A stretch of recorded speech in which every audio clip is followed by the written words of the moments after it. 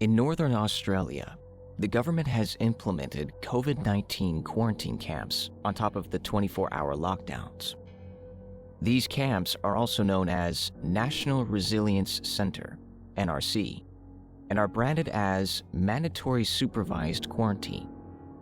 The Australian military had been sent out to forcibly transfer citizens to the quarantine camps.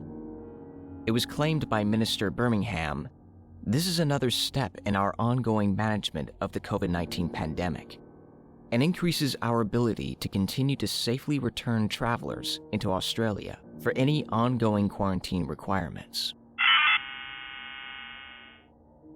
Sweden implemented an anti-lockdown strategy at the start of the COVID-19 pandemic. The government did not impose mask mandates or lockdowns, hoping to benefit economically in the long run. Businesses and schools remained open. The Swedish went about their lives while everyone else in the world took precautions against the virus.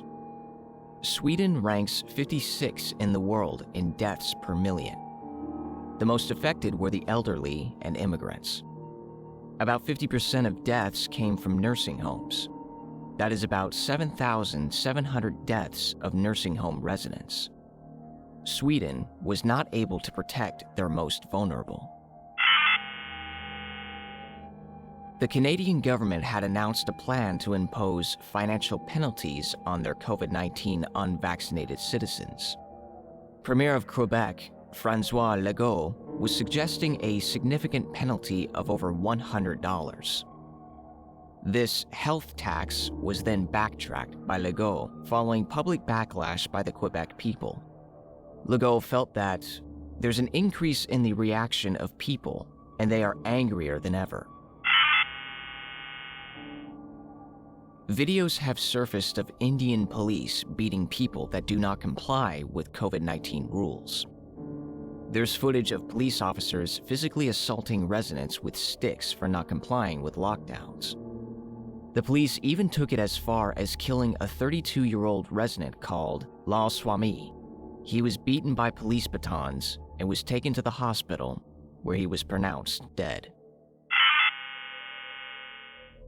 The Chinese government has taken the COVID-19 lockdowns to an extreme. They have forced their citizens to stay inside their homes.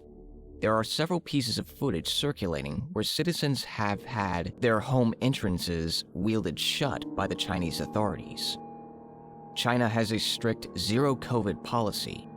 This means banning international travel, enforcing lockdowns if a city shows any signs of COVID-19 infections, and closely monitoring the quarantined residents.